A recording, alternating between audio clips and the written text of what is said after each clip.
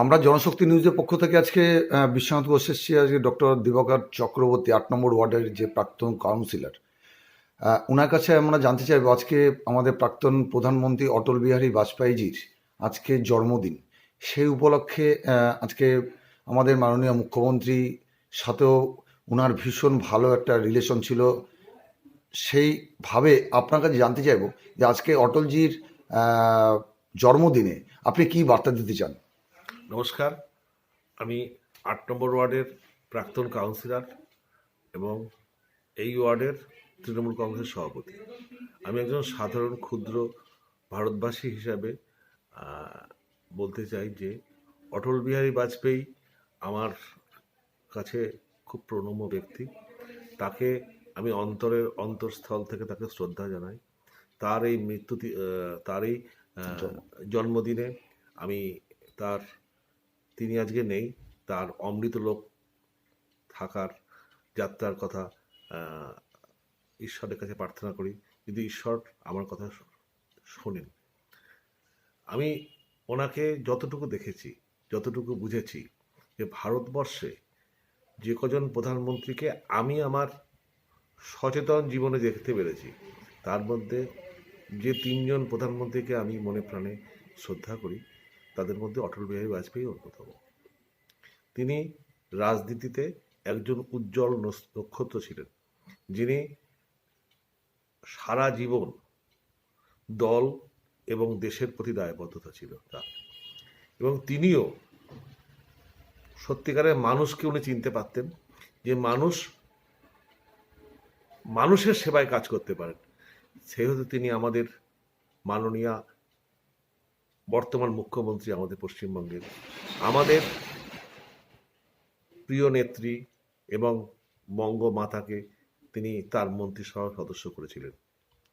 এবং তিনি কিভাবে সোনাকে, যাকে খাঁটি সোনাকে চিনতে পারতেন। মমতা ব্যানার্জি যেমন সারা জীবন নিজের জীবনকে বিপন্ন করে মানুষের তথা পশ্চিমবঙ্গের পরিত্রাতা হিসাবে অবতীর্ণ হয়েছিলেন, তেমনি ভারতবর্ষের যখন রাজনীতিতে অত্যন্ত দুরবস্থা ছিল, সেই দুরবস্থাকে ভারতবর্ষের রাজনীতিতে পরিত্রাণের জন্য তিনি এসেছিলেন। তার অপত্য স্নেহ আমাদের যারা রাজনীতি করি, আমাদের বাঙালি হিসাবে আমাদের মুগ্ধ করেছিল। এইভাবে বাঙালিকে সম্মান দিয়ে আপ্লুত এখনো পর্যন্ত কেউ পায়নি। প্রণব মুখার্জি কিছুটা পেয়েছিলেন, কিন্তু এরকমভাবে তাকে সম্মান দেবে একটা গরিব বস্তি ঘরের মহিলাকে, এটা আমাদের কাছে কল্পনা হয়েছিল। অনেকে বলেন যে এখন অনেকে বলেন যে আমরা নাকি বিজেপির সঙ্গে তিনি নাকি ঘর করেছেন। আমি তাদের দত্তহীন কথায় বলতে চাই যে অটল বিহারী বাজপেয়ী বিজেপি বলে আমার মনে হয় না। আমার যেটুকু মনে হয়েছে, তিনি একটা নির্দিষ্ট দল করতেন ঠিকই, তিনি ভারতবর্ষের অন্যতম ধর্মনিরপেক্ষতার প্রতীক। তার এই প্রতীককেই আমাদের মমতা ব্যানার্জি সমর্থন করেছেন। তিনি এনডিএর একটা পিলার ছিলেন। এনডিএর পিলার থাকার ফলে উনি ভারতকে ধর্মনিরপেক্ষতার পথে এগোতে সাহায্য করেন। বর্তমান যিনি আমাদের প্রধানমন্ত্রী এখন আছেন, তাকেও একসময় উনি রাজধর্মের পাঠ শেখান। যে রাজধর্মের পাঠ শেখানোর জন্য প্রতিহিংসা পরায়ণ বর্তমান প্রধানমন্ত্রী আমাদের অটল বিহারী বাজপেয়ীজিকে কতটা সম্মান জীবিতকালে দিয়েছেন, সেটা আমার কাছে অনেকটা প্রশ্ন থেকে যায়। তেমনি আমরা যেমন আমাদের অতীতের মনীষীদের মতন আমরা অটল বিহারী বাজপেয়ীকে সম্মান করি, তেমনি ঠিক বিপরীতটা লক্ষ্য করছি আমাদের পশ্চিমবঙ্গে। আমাদের পশ্চিমবঙ্গে যে সমস্ত বিজেপির দলের নেতা নেত্রীরা আছেন, তারা মুখ্যমন্ত্রী মহিলা বলে তাকে যেভাবে কদর্য ভাষা আক্রমণ করছেন। অটল বিহারী বাজপেয়ী যদি বেঁচে থাকতেন, তারা এই সংস্কৃতে মনে হয় বিজেপিকে তাদের আবার রাজধর্মই শেখাতেন। অটল বিহারী বাজপেয়ীর রাজধর্ম যে ধর্ম ছিল, আর আমাদের বর্তমান বিজেপির যে ধর্ম, সে ধর্ম অত্যন্ত কন্ট্রাডিক্টরি, একদম বিপরীতে থাকে।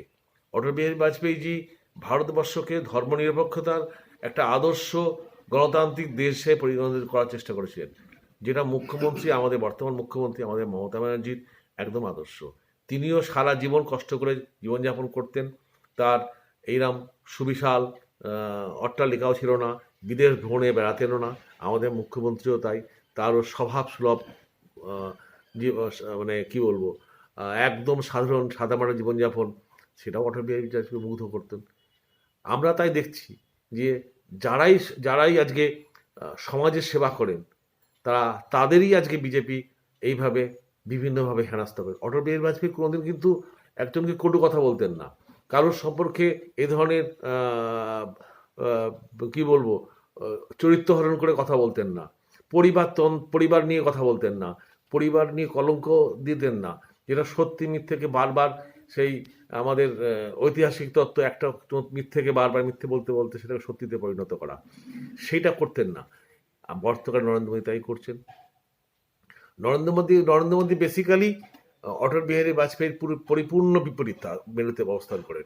বিজেপি আজকে ভারতীয় জনতা পার্টি অর্থাৎ আরএসএস এর যে আদর্শ থেকে পরিপূর্ণ পুরো একদম বিচ্যুত। তারা আরএসএস কি বা কি কেন তাদের আরএসএস এইভাবে রাখছেন আমি জানি না। আরএসএস যে ভাবধারায় ছিলেন, তারা স্বাধীন ভারতকে স্বাধীনভাবে দেখতে চেয়েছিলেন, তারা কিন্তু ধর্মনিরপেক্ষতার পক্ষে ছিলেন এক সময়। কিন্তু আমাদের যে এই পক্ষপাত দুষ্ট প্রধানমন্ত্রী, তার সঙ্গে অমিত শাহ, যে আমাদের গুজরাটের ফাটাকেষ্ট হিসাবে পরিচিত, তাকে দিয়ে আমরা কি আশা করতে পারি? তিনি আজকে বাংলার কৃষ্টিকে নষ্ট করে দিয়েছেন। আজকে বাংলা তথা ভারতবর্ষের, পশ্চিমবঙ্গ তথা ভারতবর্ষ বা বাংলার গর্ব বললেই আমরা সবচেয়ে বেশি আনন্দিত হই। বিশ্বকবি রবীন্দ্রনাথকে নিজের নিচে স্থান দিয়েছেন। কই আমাদের রাজ্যপাল তো একবার টুইট করে বললেন না যে এটা বড় অন্যায়, এটা অন্যায়? আমাদের এক মাননীয় সাংসদ টিভিতে বসে তার বউকে ডিভোর্স করে দিলেন। কই আমাদের রাজ্যপাল মহোদয়, যার টুইট না করলে তার নিজের ঘুম হয় না, যিনি নিজের স্ত্রীর আত্মসম্মান নিয়ে বেশি ব্যস্ত, কই তিনি বললেন না তো। অটল বিহারী বাজপেয়ী যদি প্রধানমন্ত্রী বেঁচে থাকতেন, আমরা অন্তত এই সমস্ত কি বলবো, কালপ্রিট বলতেও আমার দ্বিধাবোধ হয়। তার চাইতো নিচগামী সাংসদদের বহাল তবিয়াতে দিলীপ ঘোষ সহ এই স্বরাষ্ট্রমন্ত্রীর পাশে নিয়ে ঘুরছেন।